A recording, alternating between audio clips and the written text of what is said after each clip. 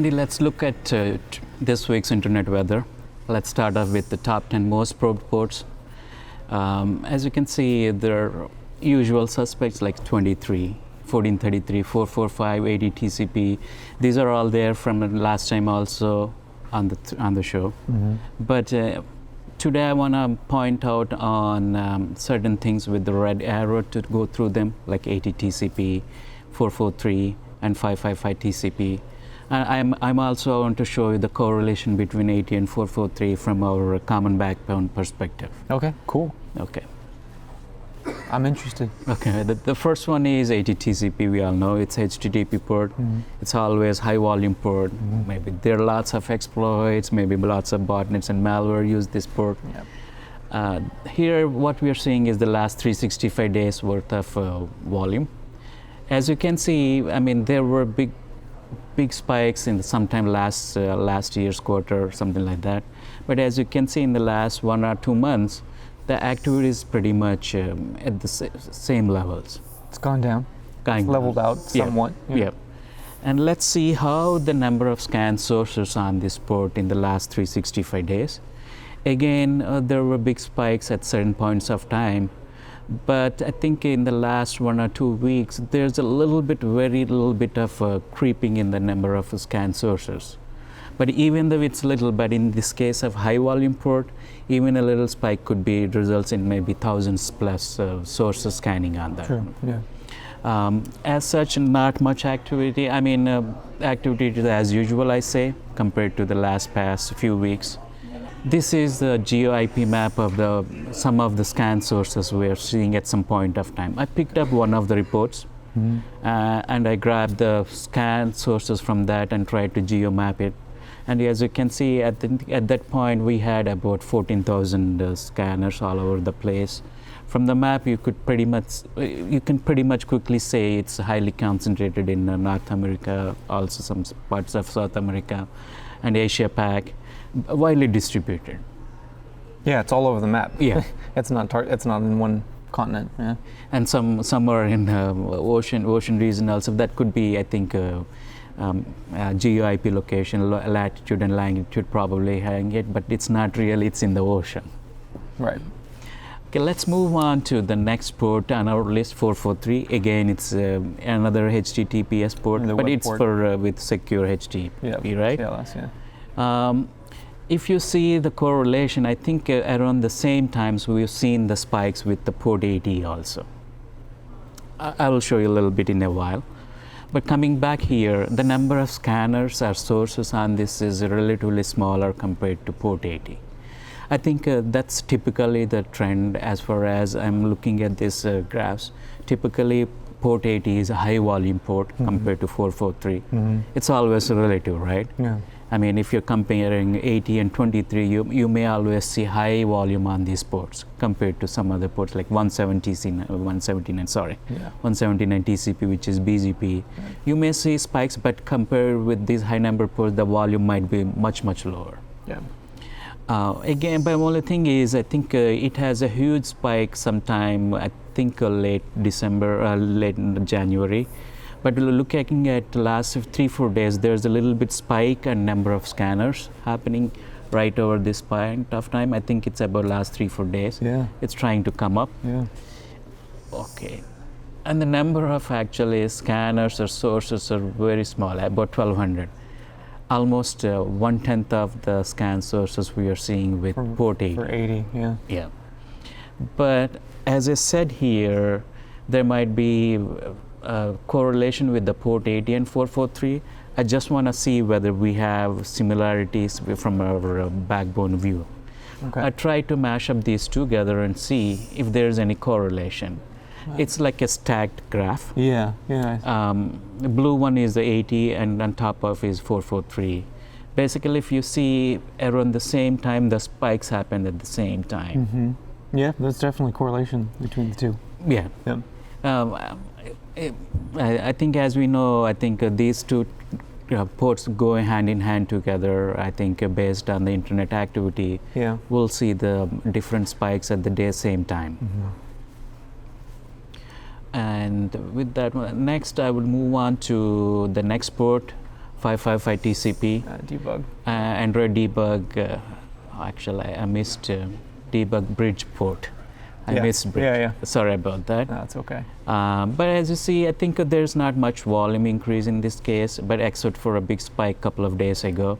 A pretty considerable spike. Yeah. But then it went right back down. Yeah. In this case, I went back 400 days. The reason I went back is I want to capture this spike. This is one of the first times we started alerting on this specific port. I think this is when they came up with 555 TCPs used by Android debug bridge. Okay. And there was an exploit for that one. So to capture this one, I went past 365 days, but as you can see, that's a big spike at that time. Yeah. There was a lull again, and another, I think around this time, another exploit was released, and you see the renewed interest on that port again. Right. But when you look back, I think the volume and the number of scanners are pretty much constant. I think they're usual suspects. I think whoever doing the scanning, internet scanning, those set of IPs coming up, they do the scanning and they'll go back. I think pretty much every time they're doing it, I think the number of scanners are staying as close as possible. Right. But when, for example, in this case, probably we might have seen new influx of scanners. That's why we saw the spike in the graph here. That could be possible. Maybe the new botnet may be trying to look for new 555 TCP vulnerable devices, or might be something existing botnet have some code changes to looking for ADB breach. You know, those kind of stuff actually reflects that spikes in this case. Right. Interesting. And these are the again heat map of GIP map of the sources involved with this port. Very similar to the similar to the port one. 80. Yeah, but I think on a little bit smaller scale. Oh yeah. But again, they're very widely distributed. And you can see that from this graph also there are about 10,000. I did not get the latest report, but the one report I got, they have about 10,000 IP addresses at that time. But then the number pretty much more or less varies between around that number. So it's an approximate number. This how many scanners are out there looking for this specific port. Right. And then moving on to the next graph about the most sources probing. These are the scanners basically looking for various ports. And again, there are not much changes from last week, as you can see here. For example, 1 and 2, 4, 4, 5, 23, pretty much there is not any change at all. Basically, they stayed the same. Again, I pointed out AT, 555, 443. Already we talked about them. In this case, I want to skip over these and maybe move on to different port to see what we are seeing in this case. Okay. 1433 in this case, actually, it dropped a position here. But while we were looking since few weeks, actually, this kind of picked up. 1433 and also one of the RDP ports, 3389 TCP also. We are seeing a little bit of renewed interest.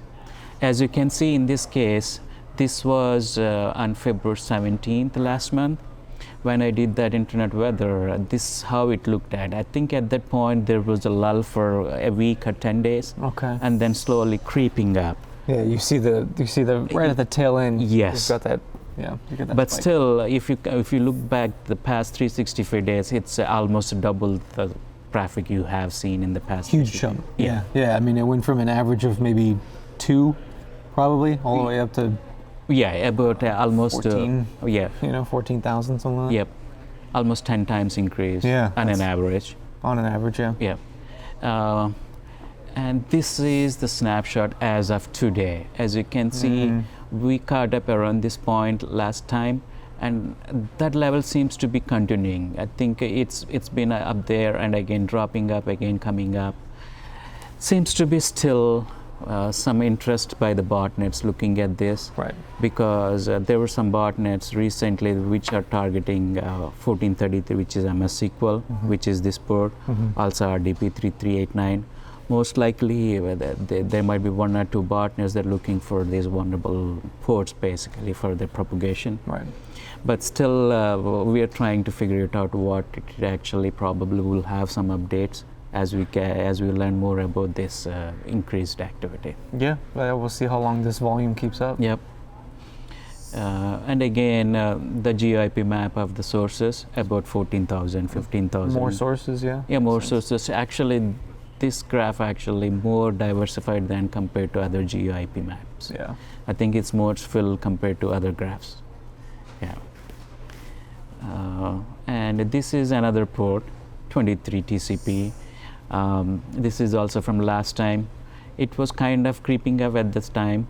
And as you can from today, it's creeped up and again slowly fading off. I think probably it's continuing almost at the same levels. Mm-hmm. But because of that variations, it's showing up on our top 10 report for the sources probing. I see. Okay.